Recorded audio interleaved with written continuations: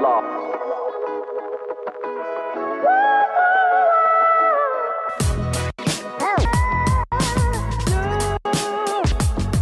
What is up mga ketchup? I'm Anna and welcome to my channel where I post videos about our life here in Australia every week. So kung gusto niyo yun, then hit the like button and subscribe.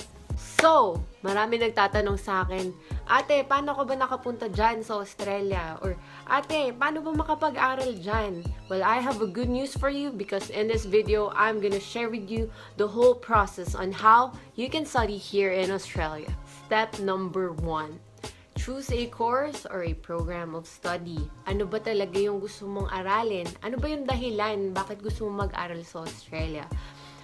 Kung ang goal mo lang is to further your studies, gusto mong mag-aral ng master's or PhD, then choose that course that you wanted to master on.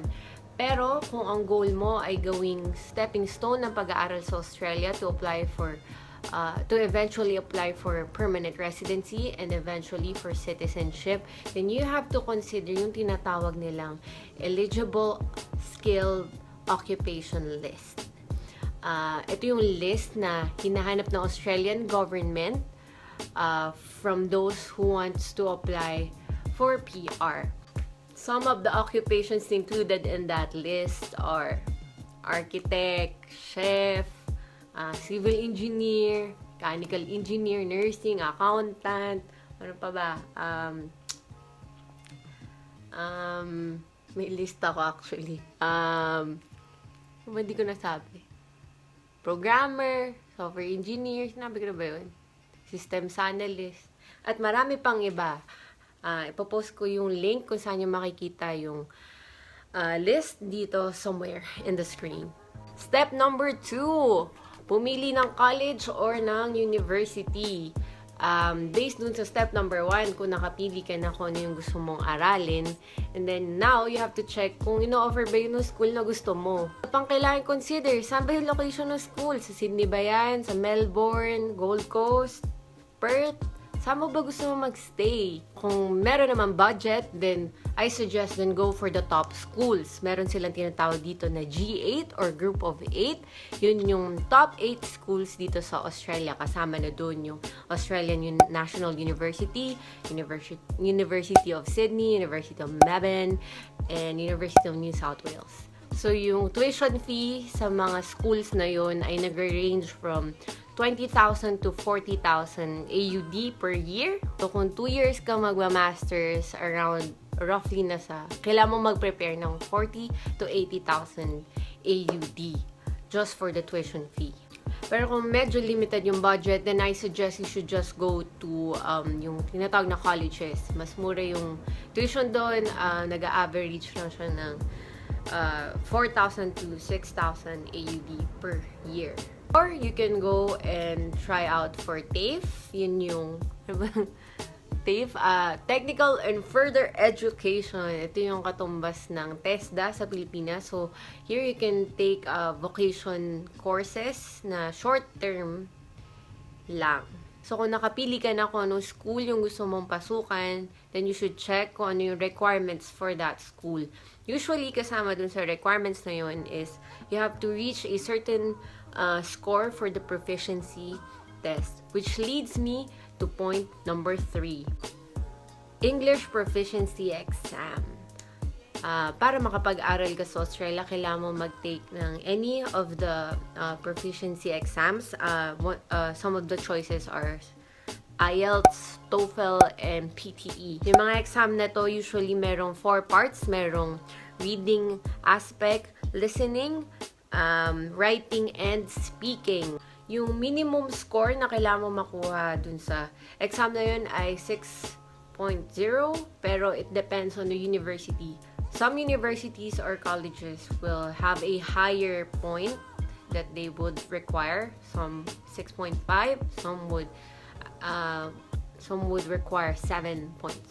Yung mga exams na to, usually merong fee and it ranges around 340 AUD or nasa mga 10 to 12,000 pesos. So, ibig sabihin, kung nag-fail ka, kailangan mo magbayad ng fee na yun every time magte-take ka nung exam. Yung results nun ay usually lumalabas in 4 to 6 weeks.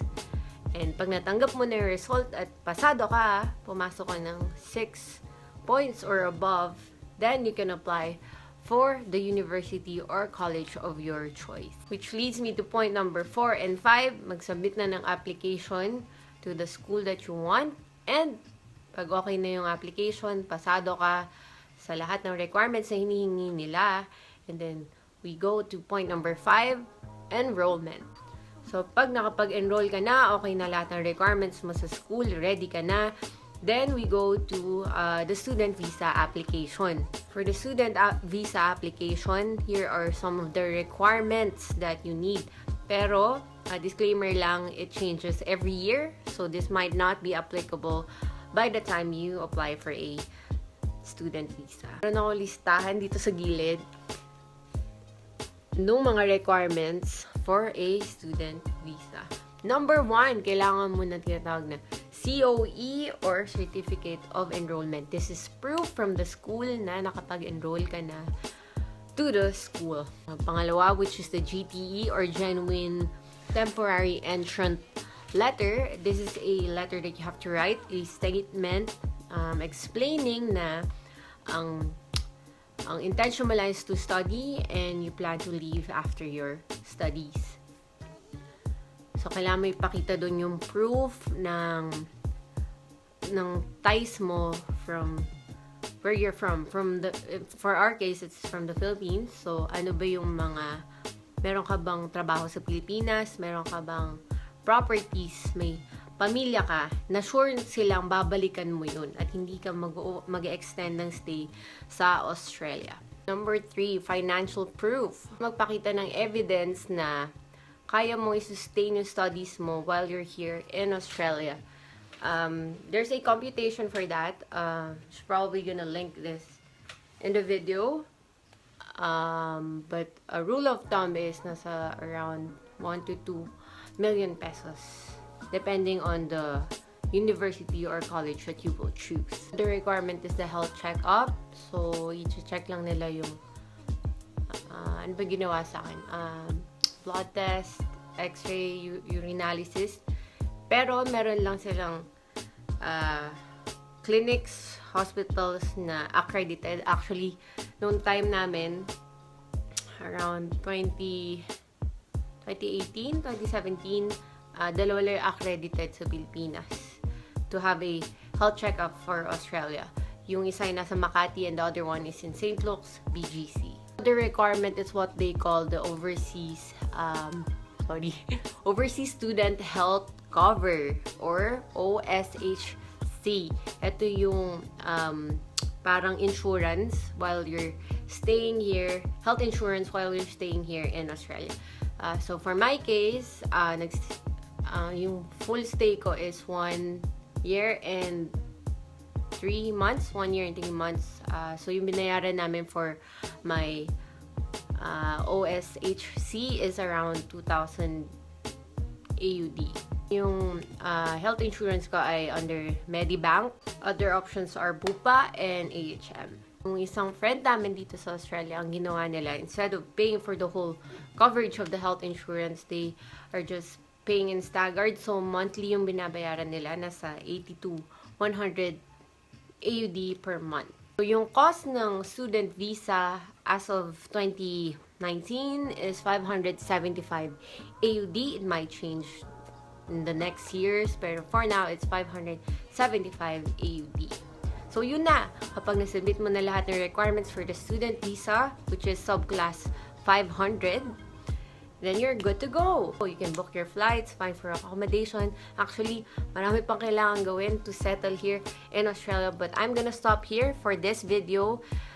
At least you get a full view of the process of how to apply for a student visa or how to study here in Australia. Ayun, I hope this video has helped you have some knowledge about studying here in Australia. Kung meron pa kayong mga tanong tungkol sa pag-aaral dito, pag-move dito, then just comment down below. And if you like this video, please don't forget to like and subscribe to my channel.